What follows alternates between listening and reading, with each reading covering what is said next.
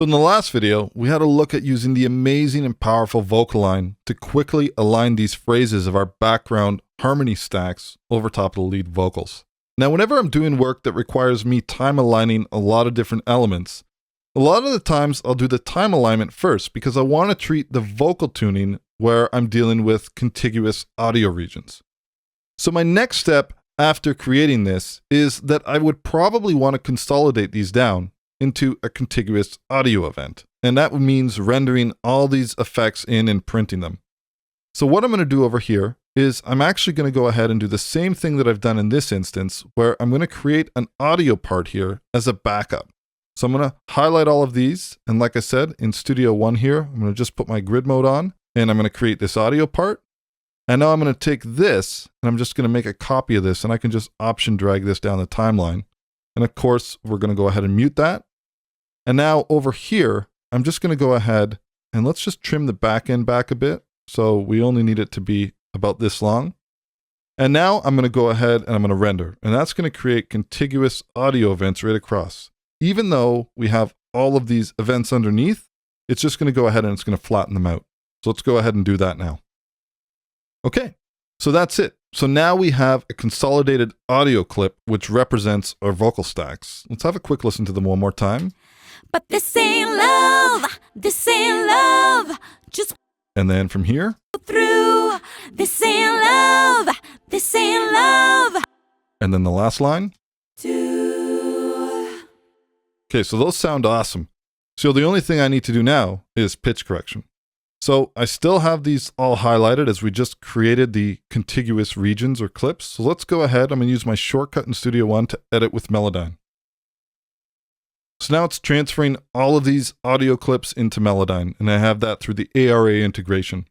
Now, like I mentioned, if you're using another DAW, you would just go ahead and you would do your transfer per channel on your mixer by loading the Melodyne plugin and doing a real-time transfer. So now this is pretty simple. I'm just going to literally go through each one of these clips here. And as you see, they all have Melodyne loaded onto them. And now I can just go through each one of these here, and I will go ahead and I would solo out this track.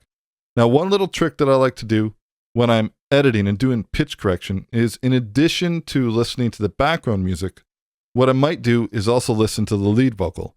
But you'll notice here I've got a mix tool, which is the same as a gain plugin in Logic or a trim plugin in Pro Tools. I'm going to just activate that, and you'll see that I've dropped the gain down 10 dB. So I'm still listening to this track here that I'm going to be pitch correcting, but I'm listening to it against the lead vocal. And if I really wanted to, I could also bring in some elements from my music, whether it's the electric guitar or the bass. So you know what? Let's also bring in the bass. I'm going to solo safe the bass. So now we've got a bit of pitch reference when we're doing our tuning. And now I can start going through and tuning each one of these. So let's go ahead and double click this one to open. I've got my Melodyne screen set up so that I can see both the audio clips in Studio One over here, which have Melodyne on them.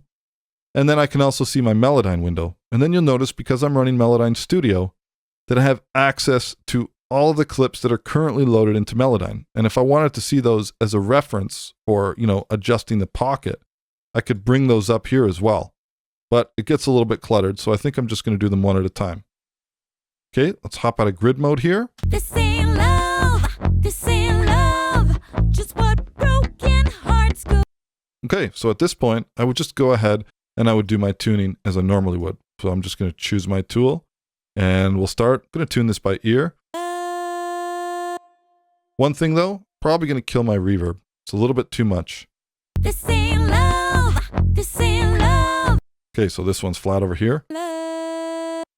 This ain't love, this ain't love. Take these. This ain't love. This ain't love, just what broken heart. This ain't love. Now let's go to this point. Through. Now, I'm really resisting the urge to simply select all of these and use the correct pitch macro. Because what happens is some of these notes are bending, and even though the blob might be telling us that these notes are not in pitch, they're actually perfectly fine. Through. This ain't love. Through. This ain't love. This ain't love. This ain't love. This ain't love. And we'll grab the last note over here. Okay, so the first thing I need to do here, let's just zoom in a little bit. Got a couple problems here. First thing I'm going to do is I'm going to go to my pitch drift tool. I'm just going to level this out. Now I might separate this note at the end here, but let's see what we can do with this first.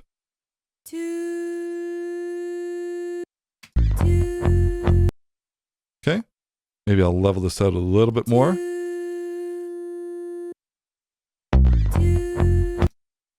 And I want to bring this track in as well. So we'll go ahead and I'll solo save this. So again, we're listening against our reference. Just what broken hearts go do. And I need to make sure that I'm soloing my track that I'm melodining. Just what broken hearts go do. Okay, so I'm literally going to go through all of these events. It's a very boring process. And when I'm happy with these, what I'm going to do is I'm going to just select this event here. And I'm going to render this because I don't want this to take up any CPU power. So I'm going to go through and I'm going to do all of these and then I'll be done this section. Now, something worth mentioning here. This section over here, the pocket that we've created is against a different set of vocals than is currently in my choruses for chorus 1 and 2. So for example, we pocketed and I manually pocketed my guide track against these vocals, which are an alternate take.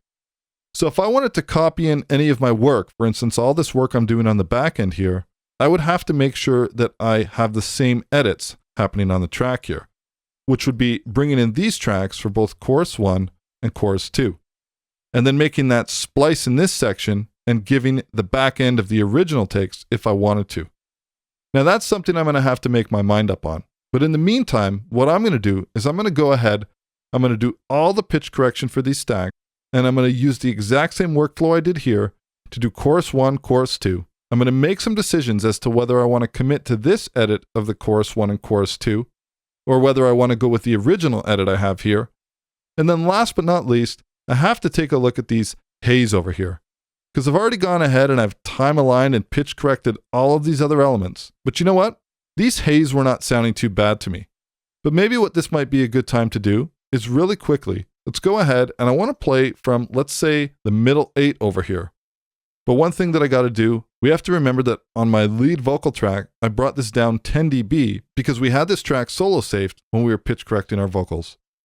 Okay, so let's have a listen to all this work that we just did, pocketing these vocal stacks, and let's see how it sounds. I'm so sick of waiting, no more conversating. Sun came up, I could have been yours.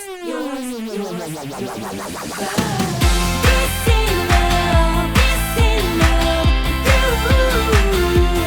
This ain't love, this ain't love, this ain't love, you. But this ain't love, just what broken hearts go through.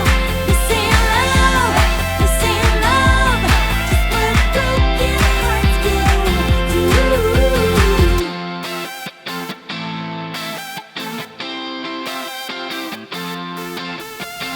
Okay, so I think we're in good shape. All right, so I'll catch up with you in the next video, and then after that, we're going to really quickly tackle a mix.